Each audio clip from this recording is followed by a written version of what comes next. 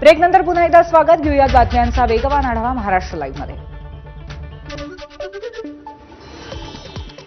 देवा देता है तो छप्पर फाडके असे गौरवोद्गार छगन भुजबळ यांनी मुख्यमंत्री देवेंद्र फडणवीस यांच्याबद्दल काढलेत. सावित्रीबाई फुलेंच्या स्मारकासाठी 150 कोटी रुपये दिल्यानं छगन भुजबळ यांनी मुख्यमंत्री देवेंद्र फडणवीस यांचे आभार मानलेत.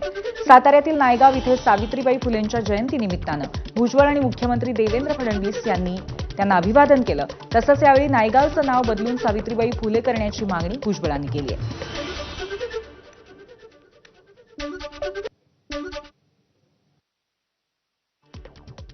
देवा देता है तो छप्पर फाड़ के देता है.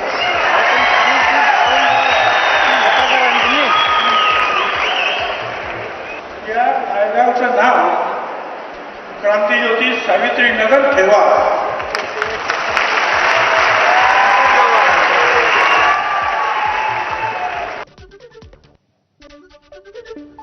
दरम्यान नायगावचं नाव बदलून क्रांतिज्योती सावित्रीनगर करण्याची मागणी भुजबळांनी केल्यानंतर मुख्यमंत्री देवेंद्र फडणवीसांनी एक आश्वासन दिलं.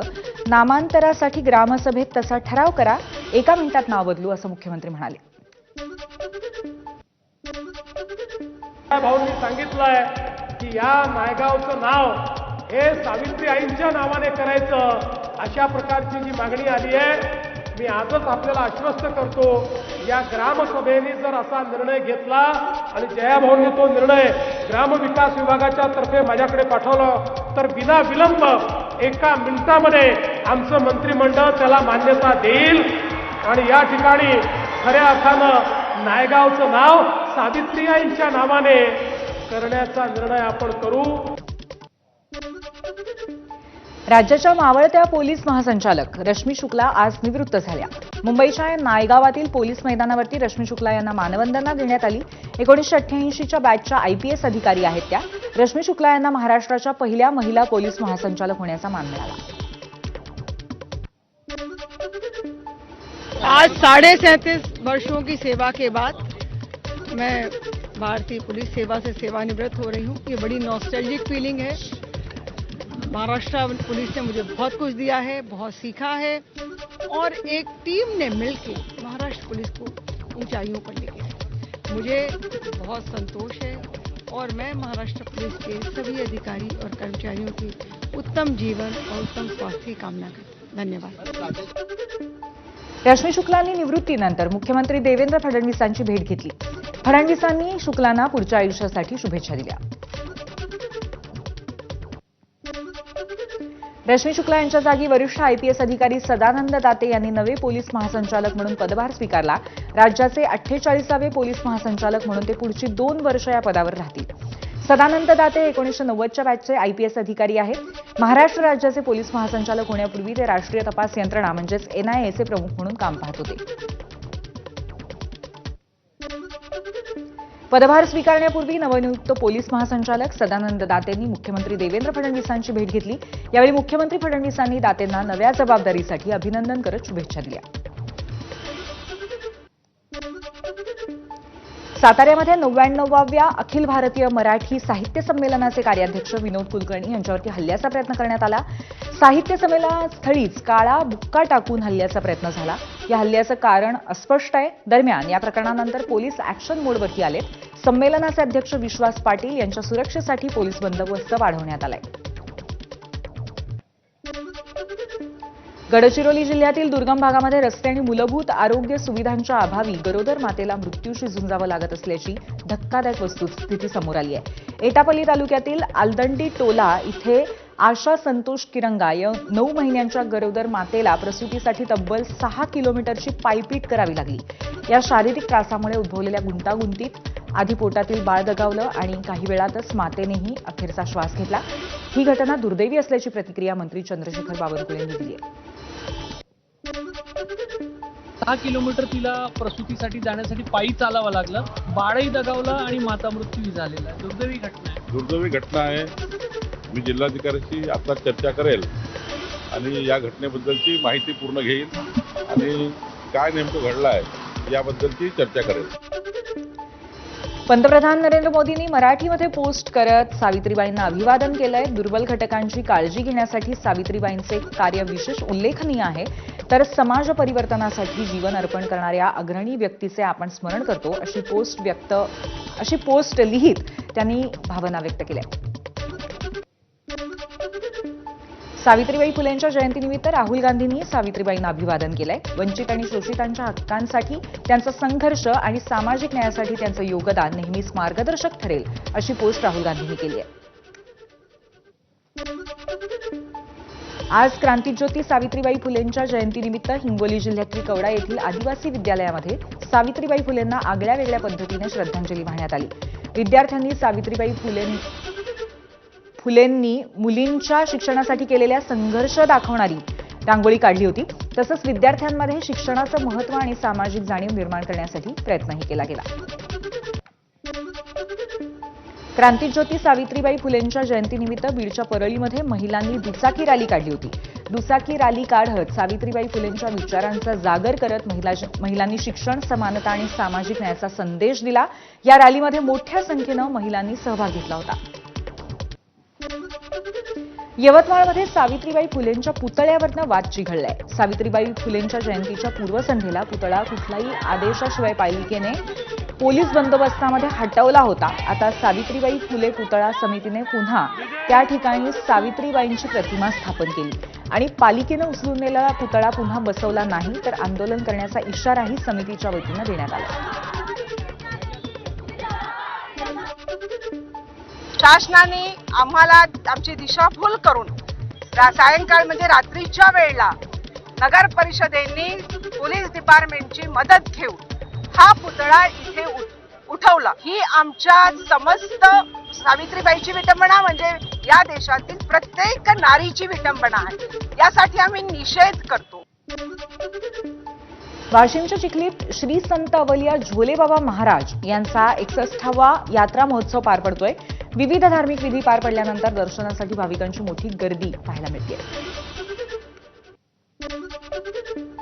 गोंदियातल्या बिसरी विमानतळावरनं सध्या सुरू असलेल्या विमान सेवांचा विस्तार होत असून स्टार एअर कंपनीने गोंदिया, इंदूर, मुंबई विमानसेवा सुरू करण्याचा निर्णय घेतलाय.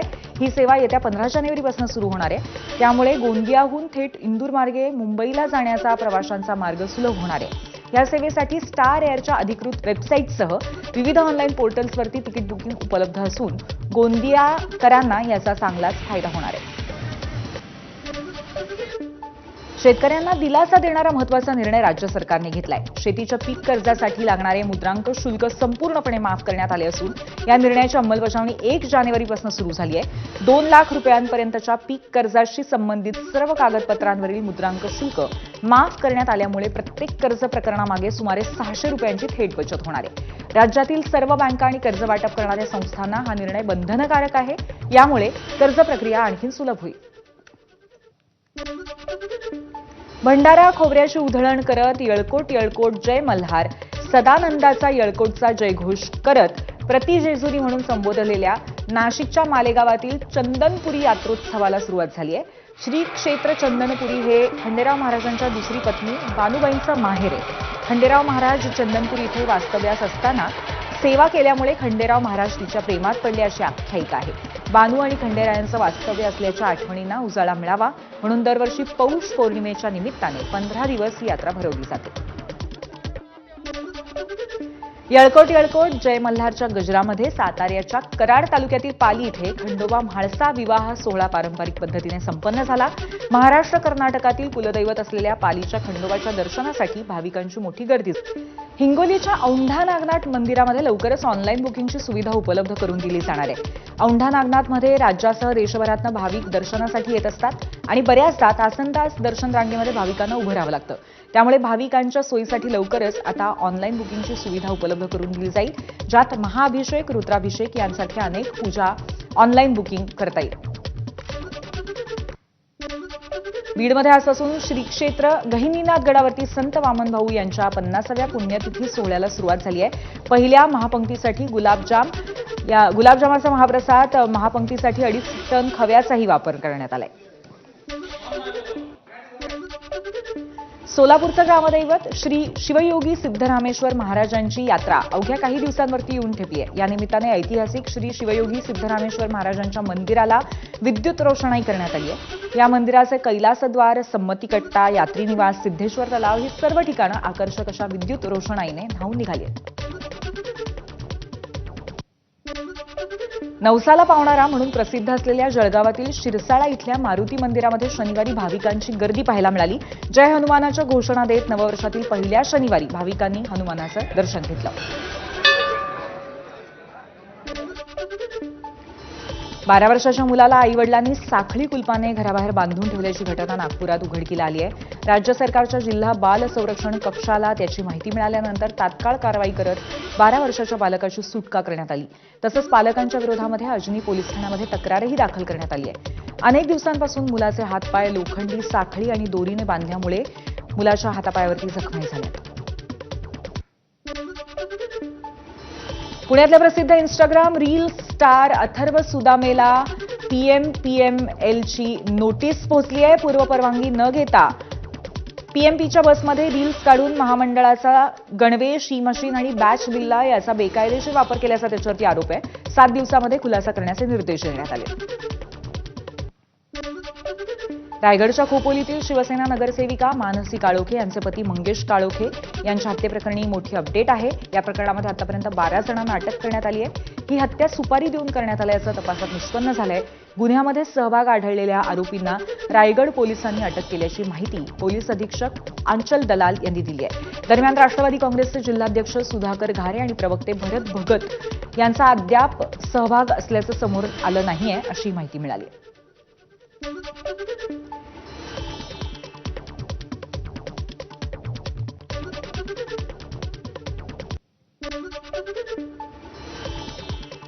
बीडमधल्या 73 कोटींच्या भूसंपादन घोटाळ्याप्रकरणी तत्कालीन जिल्हाधिकारी अविनाश पाठकांची 1 तास चौकशी. संपादित जमिनीचा मोबदला वाढवून देण्यासाठी पाठकांच्या नावाने बनावट आदेश तयार करून फसवणूक. पोलिसांनी घेतले फाटकांच्या सह्यांचे नमुने. पंढरपूरची चंद्रभागा अजूनही गटारगंगा. सफाईसाठी बसवलेली 29 कोटी रुपयाची सेबर टेक्नॉलॉजी फेल. तातडीने कारवाई न झाल्यास सेबरच्या बोटी भंगारात घालणार. सामाजिक कार्यकर्त्यांचा इशारा. भाविकांनाही प्रदूषित पाण्याचा मनस्ताप.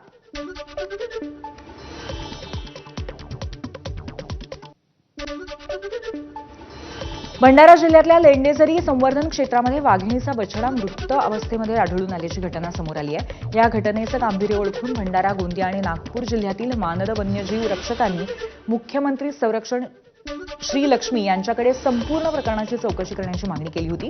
त्यानुसार मुख्य वनरक्षकांनी याचा सखोल चौकशी व्हावी यासाठी आता 6 सदस्यीय समिती गठीत करण्यात आली आहे.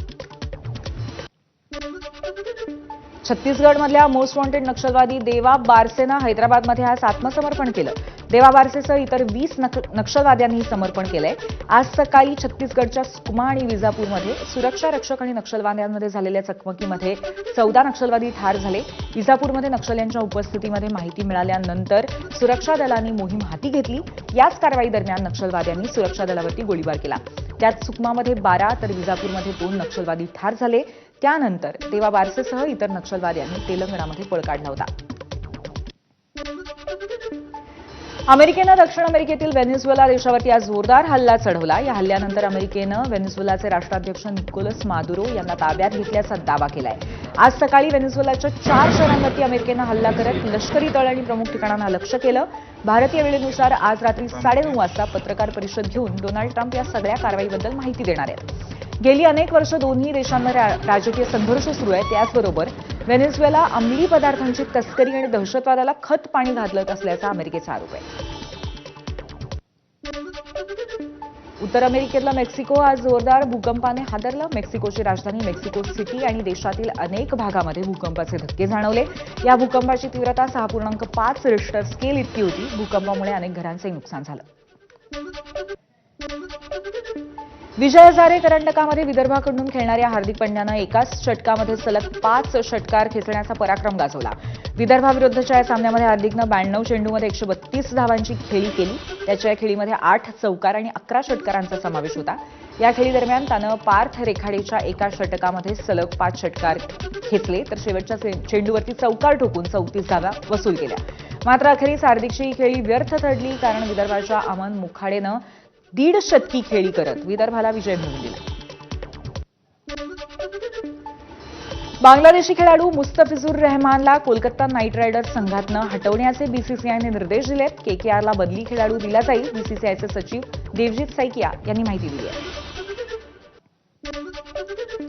7 वेळची ग्रँड स्लॅम विजेती अमेरिकन टेनिसपटू व्हीनस विलियम्स तब्बल 5 वर्षांनी ऑस्ट्रेलियन ओपन स्पर्धेमध्ये खेळताना दिसणार आहे. या स्पर्धामध्ये व्हीनसला वाईल्ड कार्डमध्ये प्रवेश देण्यात आलेला आहे. महत्त्वाचं म्हणजे व्हीनस विलियम्स सध्या 45 वर्षांची आहे. त्यामुळे यंदाच्या ऑस्ट्रेलियन ओपनमध्ये खेळताच व्हीनस या स्पर्धेतली आजवरची सर्वात वयस्कर खेळाडू ठरेल. गेल्या वर्षी युएस ओपनच्या निमित्तानं व्हीनसनं 2 वर्षांनी ग्रँड स्लॅम स्पर्धेत कमबॅक केलं होतं. मात्र पहिल्याच फेरीत तिला पराभवाचा सामना करावा लागला होता.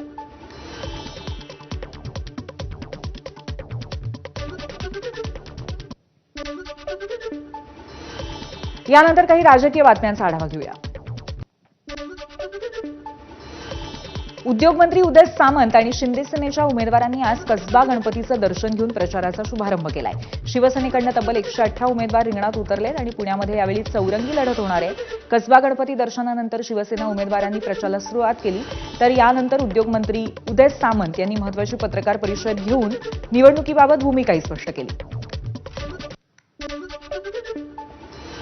पुण्याच्या निवडणुकीमध्ये संपत्तीच्या बाबतीमध्ये भाजप उमेदवार सुरेंद्र पठारे अव्वल ठरले. निवडणूक आयोगाला दिलेल्या प्रतिज्ञापत्रानुसार सुरेंद्र पठारे यांच्याकडे तब्बल 271.85 कोटी रुपयांची संपत्ती आहे. आलिशान Mercedes Benz, BMW, Innova Crysta या गाड्या, रिअल इस्टेटमधील गुंतवणूक आणि सुमारे 1.25 किलोपेक्षा जास्त सोन्याचे दागिने त्यांच्या नावावर आहेत. तर दुसऱ्या क्रमांकावरती खडकवासल्याचे दिवंगत आमदार रमेश वाळंजे यांची कन्या सायली वाळंजे असून त्यांच्या नावावरती 77.65 कोटी रुपयांची संपत्ती असल्याचं जाहीर करण्यात आलंय.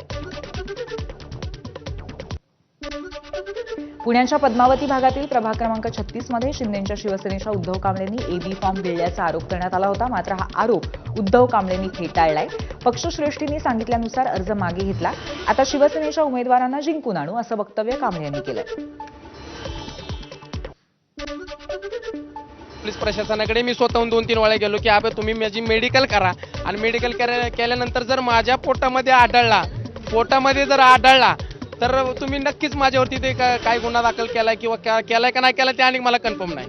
उदय सामंत साहेबांचा आणि मुख्य आमचे नेते शिंदे साहेबांचा आदेश होता की उद्धव तू घाबरू नकोस, मी तुझ्या पाठीशी आहे. जो काय प्रकार खाली घडलेला आहे तो माझ्या कानावर आलेला आहे, त्यामुळे निश्चित तुला न्याय दिला जाईल आणि तू अजिबात काळजी करू नकोस. मी भविष्यामध्ये तुझं नक्कीच विचार करेल.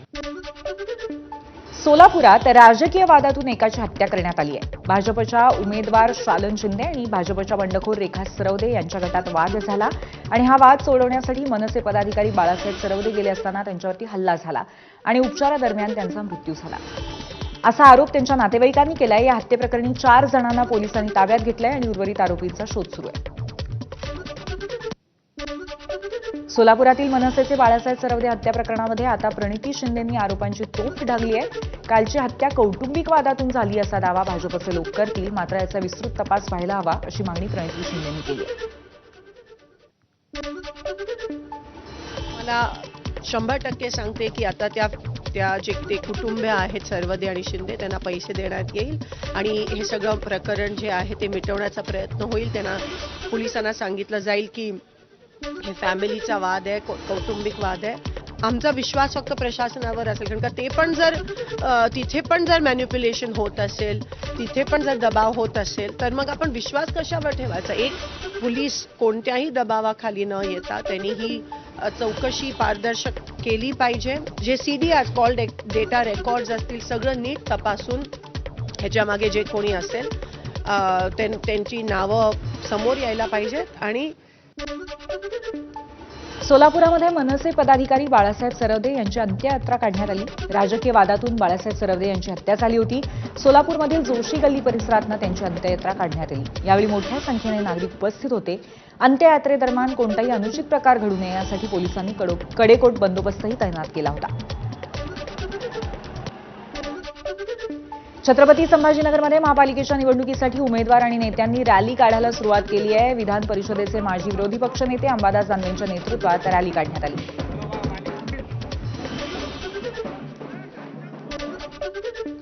अर्ज मागे घेण्याची तारीख संपल्यानंतर आता निवडणुकांमध्ये रंगत येऊ लागली आहे. छत्रपती संभाजीनगर महानगरपालिकेसाठी उमेदवार आणि नेत्यांनी रॅली काढायला सुरुवात केली आहे. विधान परिषदेचे माजी विरोधी पक्षनेते अंबादास दानवे पक्षाचा बालेकिल्ला राखण्यासाठी डोर टू डोर प्रचार करत आहेत.